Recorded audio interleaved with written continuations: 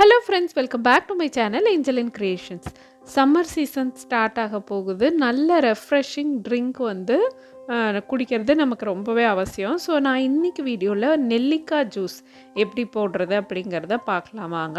First வந்து இந்த நெல்லிக்காய் ஜூஸ் நம்ம செய்கிறதுக்கு நெல்லிக்காய் பெரிய சைஸ் நெல்லிக்காய்ங்கிறனால நான் ஒரு நெல்லிக்காய் மட்டும் எடுத்திருக்கேன். இதை நல்லா கழுவி எடுத்து வச்சுக்கோங்க.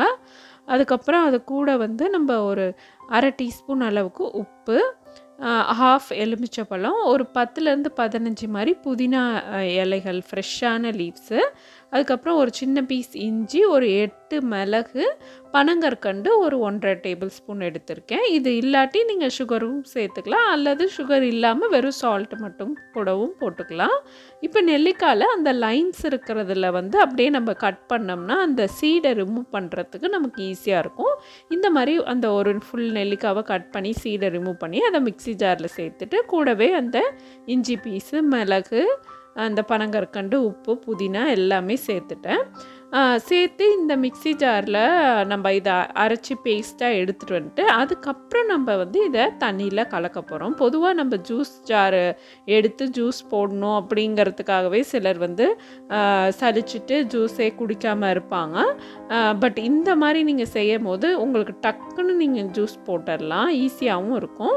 இப்போ நான் அரைச்சிட்டு வந்த இந்த பேஸ்ட்டை வந்து 200 ml தண்ணியில் கலந்துட்டு ஒரு அரை எலுமிச்சப்பழ ஜூஸை அதில் பிழிஞ்சு விட்டுட்டு இதை நல்லா மிக்ஸ் பண்ணிக்கோங்க. மிக்ஸ் பண்ணிவிட்டு நீங்கள் அப்படியே குடிக்கிறதுனாலும் குடிக்கலாம்.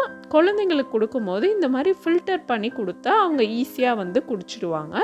ஸோ வந்து இந்த மாதிரி ஃபில்டர் பண்ணிக்கலாம். இந்த புதினாக்கு பதில் நீங்கள் கருவேப்பிலையும் சேர்த்து அரைச்சி குடிக்கலாம். கருவேப்பிலை அரைச்சி ரெகுலராக குடிச்சிட்டு வந்தீங்கன்னா உங்களுக்கு முடி கொட்டுற பிரச்சனை வந்து குறைஞ்சிரும். அதே போல் புதினா வந்து போட்டு அடிக்கடி குடித்தா ஸ்கின் நல்லா க்ளோவாக இருக்கும். இப்போ நம்ம அந்த ஜூஸை வந்து பிளேட் பண்ணிடலாம். நான் வந்து ஒரு கிளாஸ் ஜாரில் ஜூஸை ஊற்றிட்டு நெல்லிக்காவோட அந்த லைன்ஸில் வந்து ஒரு சின்ன கட்டு எல்லா பக்கமுமே ஒவ்வொரு அந்த லைன்குள்ளாரையுமே ஒரு சின்ன கட் இந்த மாதிரி கொடுத்துட்டு அந்த ஓரத்தில் மட்டும் கட் பண்ணால் அப்படியே ஃப்ளவர் ஷேப் வரும்.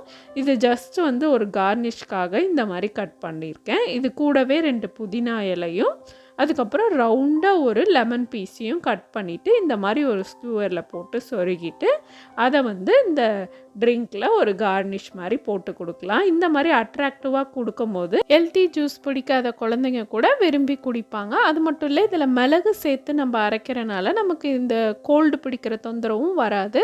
ஸோ இந்த ஹெல்த்தியான ட்ரிங்க்கை நீங்கள் ட்ரை பண்ணி பார்த்துட்டு எப்படி வந்ததுன்னு கமெண்ட் செக்ஷனில் சொல்லுங்கள். இந்த வீடியோ உங்களுக்கு பிடிச்சிருந்தா லைக், கமெண்ட், ஷேர் மற்றும் ஏஞ்சலின் கிரியேஷன் சேனலுக்கும் சப்ஸ்கிரைப் பண்ணுங்கள். Thanks for watching.